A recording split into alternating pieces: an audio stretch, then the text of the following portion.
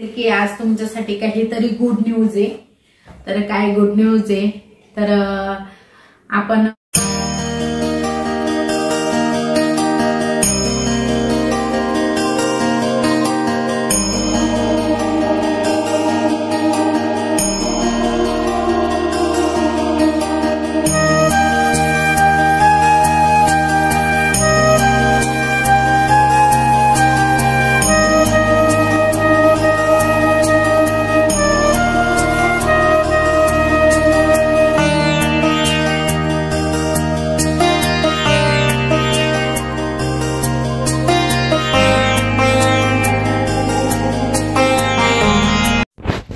Hi hello good morning. तर तुमचं सगळ्यांचं पुन्हा एकदा स्वागत आहे आपल्या नवीन मराठी यूट्यूब चॅनलमध्ये। तर हा व्हिडिओ तुम्हाला शिवरात्रीचा येतोय। तर शिवरात्रीच्या दिवशी ना आईंनी छान अशी मातीची पिंड केलेली होती। तर शिवरात्रीला आहे ना त्या पिंडीचं महत्त्व असतं, तर त्याला पार्थिव शिवलिंग असं म्हणतात। तर ते नेहमी म्हणजे घरात केलेलं खूप उत्तम असतं असं म्हटलं जातं। तर आई सांगत असतात मला, तर त्या बघत असतात ना यूट्यूबवर, तर त्या सगळं सांगत असतात घरामध्ये। तर ते पारिजातकाच्या झाडाखाली केलं तरी पण चालतं। आणि ते पिंड बनवण्यासाठी ना जिथे आपला पाय वगैरे किंवा मांजर कुत्रे वगैरे जात नाही अशा ठिकाणची माती लागते। तर आम्ही एका बेलाचं झाड लावलेलं आहे ना, खूप वर्षापासून ते झाड त्यामध्ये आहे। तर त्या झाडामधलीच माती आई पूजेसाठी घेतात। तर आईंची इकडे पूजा चाललेली होती, तोपर्यंत मी माझी बाकीची कामे उरकून घेतली आणि आईंनी छान अशी मस्त पिंड तयार केलेली होती, तिची पूजा करून घेतलेली होती। तर ज्यावेळेस घरामध्ये अशी काही पूजा मांडली जाते ना, त्यावेळेस अगदी घरातलं वातावरणच बदलून जातं। तर खूप सुंदर असं वातावरण होतं घरामध्ये आणि छान पण वाटतं, कारण की एवढं सुंदर वातावरण असल्यावर कोणाला छान नाही वाटणार।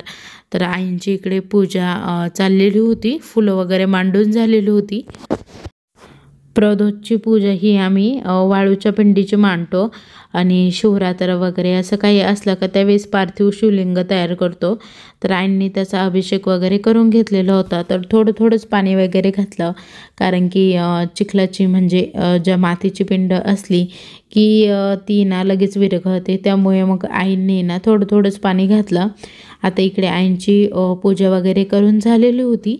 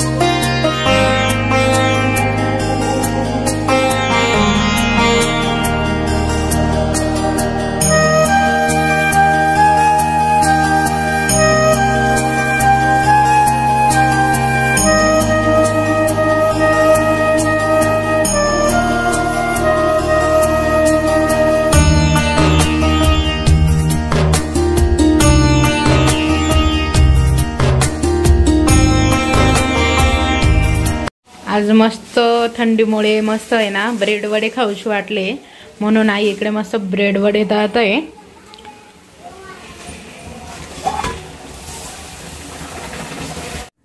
तर चला, खूप दिवसापासून भरपूर ताईंची कमेंट होती की ताई तुम्ही राजस्थानला गेले तर सगळं शेअर करा, म्हणजे तुम्ही कोणत्या रूटने गेले, कसे गेले किंवा खर्च किती आला।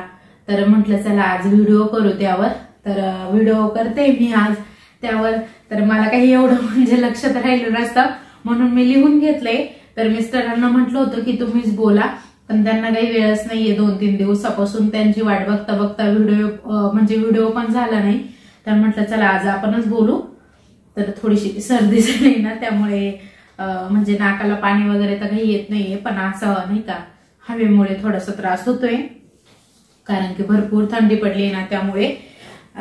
तर आम्ही ना पहिले इथून म्हणजे सिन्नरवरून उज्जैनला निघालो। सिन्नरवरून निघालो होतो जवळपास 3-1 वाजता। उज्जैनला जाता जाता आम्हाला 12-1 झाले होते। तर आम्ही तिथे मुक्काम केला।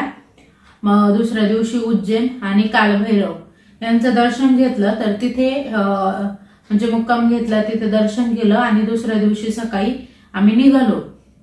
मग आम्ही चित्तोडगडला गेलो. चित्तोडगडवरून आम्ही पुष्करला गेलो. पुष्करला मुक्काम केला.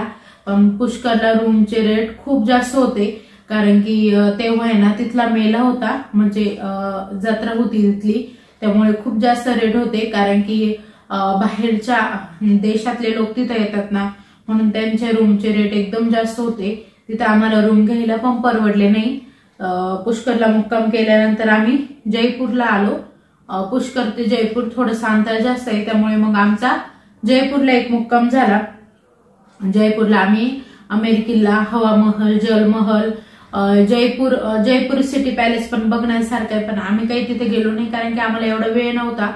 आम्हाला म्हणजे लवकर कव्हर करायचं होतं 8 दिवसात, तरी पण आम्हाला एवढं सगळं करायला 10 दिवस लागले. तर हवा महल, जलमहल वगैरे बघितलं. तुम्ही व्हिडिओ बघितलेच आहे, त्यामुळे तुम्हाला एवढं स्पष्टीकरण द्यायची काही मला तरी गरज वाटत नाहीये, कारण की व्हिडिओमध्ये मी तुम्हाला सगळं सांगितलेलं आहे. फक्त मी एक तुम्हाला रूट सांगते. तर तिथं जलमहल, हवामहल वगैरे बघितलं. त्यानंतर आम्ही गेलो खाटूश्यामला. खाटूश्यामला दर्शन घेतल्यानंतर सालासर बालाजीला गेलो. सालासर बालाजीच्या म्हणजे अगोदरच मुक्काम केला. तिथून सकाळी उठल्यानंतर सालासर बालाजीचं दर्शन केलं. तिथून पुढे मग आम्ही गेलो जैसलमेरला. तर सालासर बालाजी ते जैसलमेरला जायला पूर्ण 1 दिवस लागला होता आम्हाला. मग आम्ही तिथे जैसलमेरला मुक्काम केला. जैसलमेरला मुक्काम केल्यावर म्हणजे 4 ते 5 वाजले होते आम्हाला पोहोचायला. 4-5 वाजता आम्ही जैसलमेर मध्ये पोहोचलो. त्यानंतर तिथे ना म्हणजे टेंट वगैरे होते, तर नाईट शो बघितला. टेंट वगैरे सगळे बुक वगैरे केले. तिथला नाईट शोचा असतो मेन, तो नाईट शो बघितल्यानंतर सकाळी ना म्हणजे कॅमल सफर वगैरे ते असताना ते सगळं आम्हाला त्या आम्ही जे पैसे भरलेले होते त्यांच्याकडे त्यातच इन्क्लूड केलेले होते त्यांनी, त्या चार्ज मध्येच. तर त्यामध्येच आम्हाला कॅमल सफर म्हणजे ते ज्यांचे टेंट आम्ही बुक केलेले होते ना, त्यांनीच आम्हाला गाडीमध्ये वाळवंटापर्यंत घेऊन जाणं हे सगळं केलं. तर प्रत्येक वेगवेगळं असतं तिथं त्यांचं, म्हणजे कोणाला कोणती सफर घ्यायची तिथं भरपूर काही असतं. तर त्यानुसारच ते तिकीट घेतात. तर तिथे पण आहे ना एका व्यक्तीचं 1500, म्हणजे मिस्टरांचे माझे मिळून 3000, लहान मुलं असले तर 801 रुपये असं त्यांनी भाडं घेतलं. तर आम्हाला कपलला तिथं 3000 रुपये लागले जैसलमेरला मुक्काम करायला. तर त्यांचं टेंटचं भाडं 3000 रुपये आम्ही भरलं. आणि मुलांचं आहे ना म्हणजे 5 वर्ष पुढील मुले असले तर त्यांना 800-900 रुपये. तर शिवचे पण आम्हाला तेवढे पैसे लागले तिथं. त्यानंतर कॅमल सफर तर त्यांच्या याच्यातच होती, ती आम्ही त्यांच्या याच्यात केली. नंतर वाळवंटामध्ये गेल्यानंतर आहे ना आम्हाला आहे ना ती बाईक राईड मी तुम्हाला दाखवलीच आहे.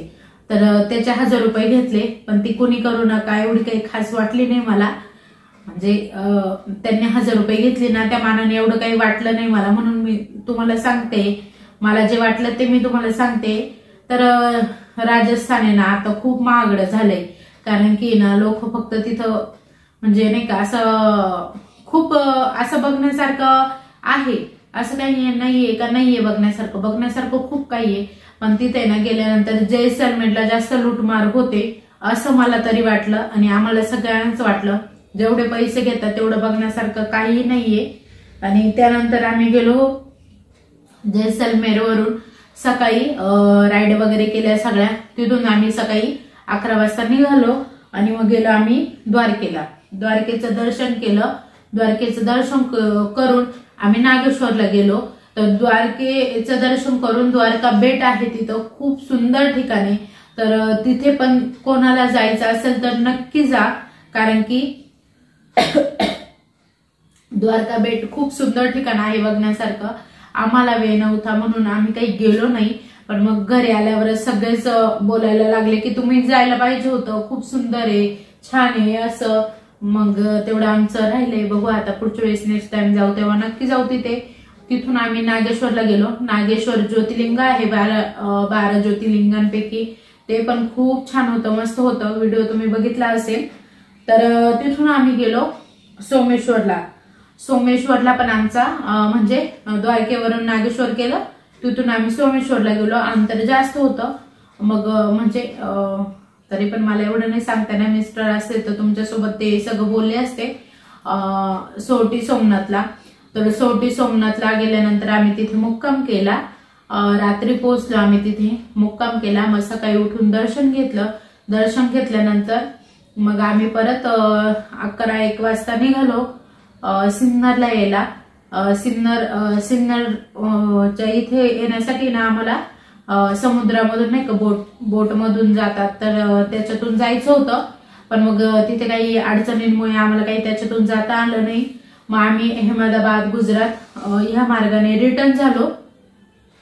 पण येताना खूप जास्त पाऊस लागला आणि आम्हाला म्हणजे आम्ही सोरटी सोमनाथवरून 10-11 वाजेला निघालेलो होतो. तर आम्हाला कंप्लीट घरात यायला 6 ते 7 वाजलेले, म्हणजे पहाटेचे 6 ते 7 वाजलेले होते. दुसऱ्या दिवशीच्या पहाटेचे, म्हणजे आम्ही सोमवारी निघालो होतो, तर मंगळवारी पहाटे 6-7ला आम्ही घरात आलेलो होतो.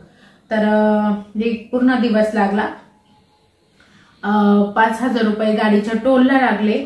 आणि एक कपलचं म्हणजे आता आम्ही कसं केलो की आमच्या 2 गाड्या होत्या, 2 गाड्यांमध्ये प्रत्येकी 2-2 कपल होते. मग आम्ही दोन्ही गाड्यांचं आता ते आम्ही कॉन्ट्रीमध्ये सगळा खर्च करत असतो.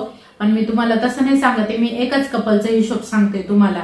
तर एका कपलला पूर्ण गाडीचा खर्च जो आहे तो 14,000 रुपये येईल. 14-15,000 रुपये येईल तुम्हाला, म्हणजे टोल, डिझेल वगैरे सगळं धरून. 4200 किलोमीटर झालं होतं आमचं. आणि 9,000 रूमचं भाडं झालेलं होतं प्रत्येकी. पर्सनली म्हणजे एका कपलचं 10 दिवसात 9,000 रुपये भाडं झालेलं होतं. आणि 4,000 रुपये बाहेर एका कपलला जेवणाला गेलेले होते. कारण की आम्ही जरी घरून करून खाण्याला नेलेलं होतं, पण आम्हाला काही ठिकाणी वेळ नव्हता की जिथे आम्ही करू शकत नव्हतो, किंवा थोडंसं लांब जायचं असलं, इतका वेळ नसता करायला. कारण की जेवायचं म्हटलं तर 2-2.5 तास पक्के जायचे. मग त्यामुळे ना मग तेव्हा थोडासा विचार करायला लागायचा की नाही, अजून खूप दूर जायचंय, मग नको इथे एवढा वेळ घालायला, आपण हॉटेलला बाहेरच जेऊ. मग तिथे आमचे पैसे जायचे. त्यामुळे मग आमचे ना 10 दिवसात आम्ही थोडंफार बाहेर जेवलो असेल तर त्याचं 4,000 रुपये आम्हाला लागले. आणि असं आमचं म्हणजे ना 22,000 रुपये आमच्या गाडीच्या पूर्ण डिझेलला लागले. पण मी तुम्हाला सगळ्या गाडीचा 22,000 डिझेलला आणि 5,000 रुपये टोलला. पण मग मी तुम्हाला ते आमच्या 2 कपल मध्ये होतं, तर पूर्ण गाडीचा खर्च तुम्हाला 14,000 ते 15,000 रुपये लागू शकतो. आणि आपले पर्सनली खर्च तर वेगळेच असतात. आपण प्रत्येकाला काही ना काही घेणं देणं हे वेगळं आहे, त्यामुळे मग त्याचा काही हिशोब धरत नाही.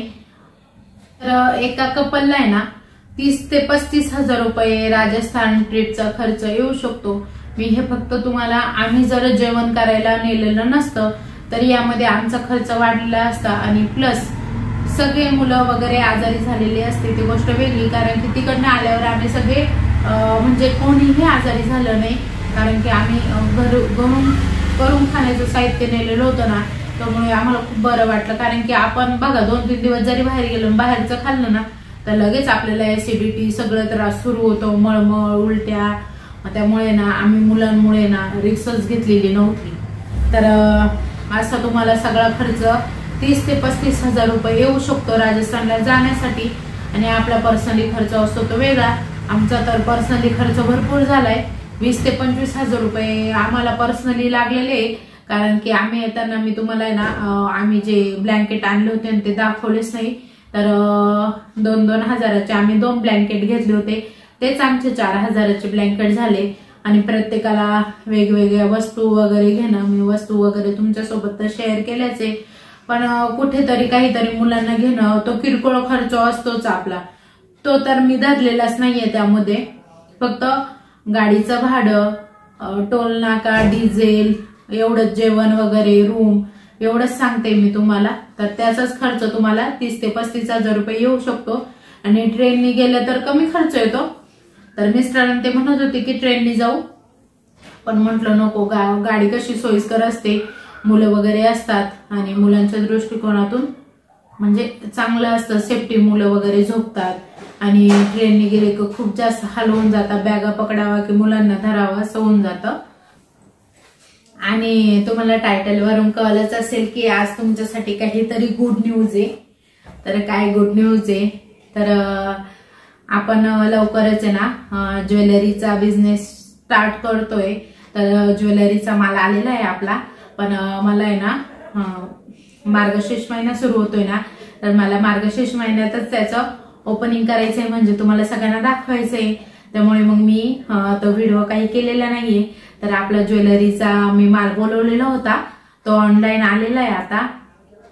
तर खूप छान छान ज्वेलरी आणलेलं आहे मी, मस्त पोत म्हणजे मिनी गंठण, वरचे छोटे छोटे गंठण, असं सगळं काही आणलेलं आहे, बँगल्स. आणि आपला आता जानेवारी महिन्यात मकर संक्रांतीच्या सुवासिनींचा कार्यक्रम असतो हळदी कुंकवाचा, त्यासाठी खूप छान छान असे वाण पण आणलेले. तर तुम्हाला आवडेल की नाही ते मला नक्की सांगा आजच्या व्हिडिओमध्ये कमेंट करून. तर तुम्हाला कसं वाटेल म्हणजे ज्वेलरी कटलरी वगैरे बघायला. तर खूप छान छान असे प्रकार आणलेले मी. तर मी सगळे व्हिडिओ करणार आहे त्यावर. आणि आजपासून आपल्या नवीन बिझनेसला सुरुवात करते. तर आता पण चकलीचा वगैरे बिझनेस केला, उन्हाळ्यात पण आपला बिझनेस सुरूच असणार आहे तो उन्हाळ्याच्या पदार्थांचा. पण प्रत्येक जो बिझनेस असतो ना तो तरी माझ्या दृष्टीने मला खूप अवघड भेटून जातो. कारण की काय होतं की आईन ते आता आईन त्यांचं पण वय झालंय, मिस्टरांना पण बाहेर जास्त काम असतं, त्यामुळे मला पण कोणाचा तरी आधार लागतो की मी एवढं नाही पॉसिबल करू शकत हे. त्यामुळे ना मग म्हटलं चला आपण आहे ना असा काहीतरी बिझनेस शोधू की ती मी एकटी करू शकते. कारण की चकल्या जरी करायचं म्हटलं ना तर 1 ते 2 माणसं लागतात, 1 जण करायला लागतं, 1 जण तळायला लागतं, प्रत्येक गोष्टीला सहकार्य असतं. आणि आई त्या करतात, त्यांचं वय नाहीये तरी पण त्या करतात, त्या खूप सपोर्ट करतात प्रत्येक गोष्टीला. पण मग आता त्यांच्या वयाकडे बघून पण आपण थोडासा विचार केला पाहिजे. म्हणून म्हटलं की आपण थोडंसं दुसऱ्या बिझनेसकडे वळू, म्हणजे सगळ्यांचंच काम सोपं होऊन जाईल आणि घरात बसून पण काय करणार आहे. तर म्हटलं चला सगळ्यांनाच आता लग्न सराई सुरू झालीये, म्हणजे वेडिंग सीझन सुरू झालाय. तर त्यासाठी प्रत्येक आपल्या ताईंना आहे ना खूप जास्त ज्वेलरीची हौस असते. ही नको ती नको ती, या साडीवर हीच पाहिजे, त्या साडीवर तीच पाहिजे. तर तुमच्यासाठी एकदम खास आणि एकदम सुंदर सुंदर असे पॅटर्न मी घेऊन आले. म्हणजे सगळंच आणलंय मी, तुम्हाला सगळं दाखवणार आहे. तर तुम्ही मला सांगा तुम्हाला कसं वाटेल बघायला. आजच्या व्हिडिओच्या कमेंटवरून मला नक्की कळेल की तुम्हाला आवडेल की नाही, म्हणजे नाही आवडेल. तर घरचं सगळं बघूनच हे पण करणार आहे. अगोदरचे बिझनेस पण मी घरातलं सगळं मुलांना वगैरे बघूनच करत होते. मी तर जॉबला कुठे बाहेर जात नाही, त्यामुळे मग दिवसभर घरातला आवरल्यानंतर थोडाफार वेळ असतो माझ्याकडे, त्यामध्ये मी ते करणार आहे. आणि मला आहे ना भरपूर दिवसांची इच्छा होती की मला ज्वेलरीचं करायचंय. म्हणजे जेव्हा माझं चॅनल पण नव्हतं त्यावेळेस इच्छा होती. जेव्हा आम्ही पूजाचं लग्न होतं ना, तर पूजाच्या लग्नाला मी ताईंसोबत मुंबईला गेलेली होती. तर मुंबईला मी याच गोष्टीसाठी गेलेली होती की मला आहे ना ज्वेलरीचा माल भरायचा होता. पण मुंबईला गेल्यानंतर मला काही त्या मार्केटला माल पटलाच नाही. मग मी तिथून काही खरेदी केलाच नाही, कारण की ना मला नव्हतं एवढं तिथं पटलेलं. त्यामुळे तर मग आता आहे ना मला जिथून ऑनलाईन माल आलाय तो खूप सुंदर आहे. आणि आपल्याकडे महाराष्ट्रामध्ये असे पॅटर्नच बघायला भेटणार नाही, असे खूप सुंदर सुंदर पॅटर्न मी आणलेले. आणि तुम्ही म्हणजे बघत राहशाल आणि तुम्हाला नक्की आवडेल अशा आपल्याकडे पॅटर्न आहे. माल तर सगळा आलाय तिकडे ठेवलेला आहे. पण मग मला ना आता तुम्हाला सगळ्यांना आजच्या व्हिडिओमध्ये फक्त सांगायचं होतं. तुम्हाला मी उद्याच्या व्हिडिओमध्ये नक्की दाखवणार आहे की आपला काय काय माल आलेला आहे ते. आणि चला आजपासूनचे इथून पुढचे व्हिडिओ आपले त्यावरच असणार आहे. छान छान अशा पोथींची डिझाईन मी आणली, सगळं सामान आणलेले. तर मी तुम्हाला सगळं क्लिअर दाखवणार आहे कसं आणलंय काय, आणि नक्की सांगा मला कमेंटमध्ये. तर चला आजचा व्हिडिओ इथंच संपवते. तुम्हाला कसा वाटला आजचा व्हिडिओ ते कमेंटमध्ये नक्की सांगा. व्हिडिओ आवडला असेल तर लाईक आणि शेअर करा.